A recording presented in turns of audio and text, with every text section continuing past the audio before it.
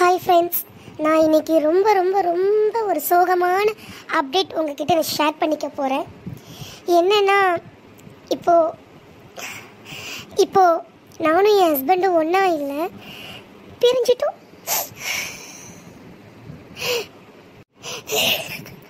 ஆமாம் ஃப்ரெண்ட்ஸ், நாங்கள் பிரிஞ்சிட்டோம் ஃப்ரெண்ட்ஸ்.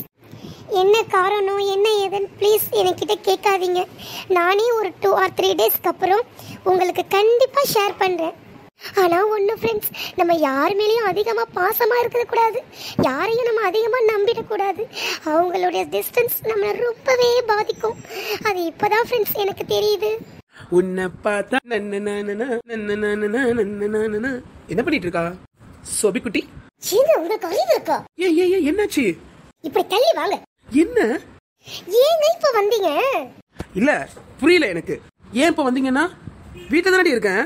ஐயோ ஏங்க, நீங்களும் நானும் பிரிஞ்சிட்டோங்க. பிரிஞ்சிட்டோமா? என்னடி எப்போ? கனவினோ கண்டியா சோபி? உனக்கு ஒண்ணு இல்லல? எனக்கு ஒண்ணு இல்லங்க. வீடியோக்காக நம்ம 2 பேரும் பிரிஞ்சிட்டோங்க. வீடியோக்காகவா? என்னதான் சொல்ற? புரியுற மாதிரி சொல்லு. எங்க நான் ஒரு யூடியூப் வீடியோ வச்சிருக்கேன்ல. ஆமா, அந்த 35 சப்ஸ்கிரைபர். ஆமா மட்டும் சொல்லுங்க. உங்களுக்கு யார் சப்ஸ்கிரைப் எல்லாம் கேட்டா? இப்போ ஒன்றும் இல்லைங்க, பார்த்தீங்களா, சப்ஸ்கிரைபும் ஏற மாட்டுது, வியூஸும் போக மாட்டுது.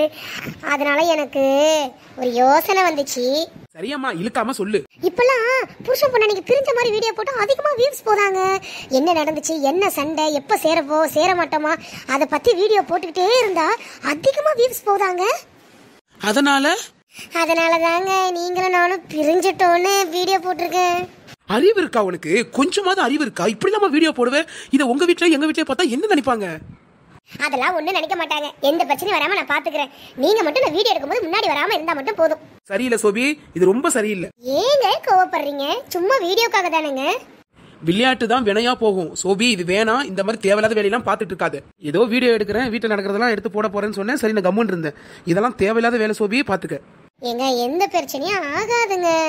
இதெல்லாம் நம்மளுக்காண்டி தானங்க செய்யறேன். நல்ல வீடியோ போட்டு வியூஸ் போய் நல்ல பணம் சம்பாரிச்சு சொந்தமா வீடு கட்டணுங்க. அதுக்காக கோர்ட்டு ஜட்ஜி யாருமே இல்லாம நம்மளுக்கு டிவோர்ஸ் வாங்கிட்டியடி நீ? ஏங்க உங்களுக்கும் எனக்கும் தெரிஞ்சா போதாதா? ஏதோ பண்ணு.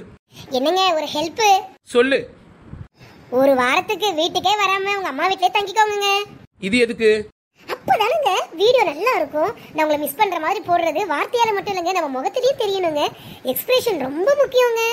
என்னங்க சொல்ல போறீங்க? இந்த ஒரு பொருள் எடுத்து வாரு. என்னதுங்க? தொடப்பக்கட்டை. தொடப்பக்கட்டை எடுத்துட்டு வாங்க. நல்லா அடிய போடுங்க. பாருங்க ஃப்ரெண்ட்ஸ், பிரிஞ்சு இருந்தா கூட வந்து தேடி வந்து அடிச்சிட்டு போறாருன்னு ஒரு வீடியோ போடுவோம்ல, எப்படி?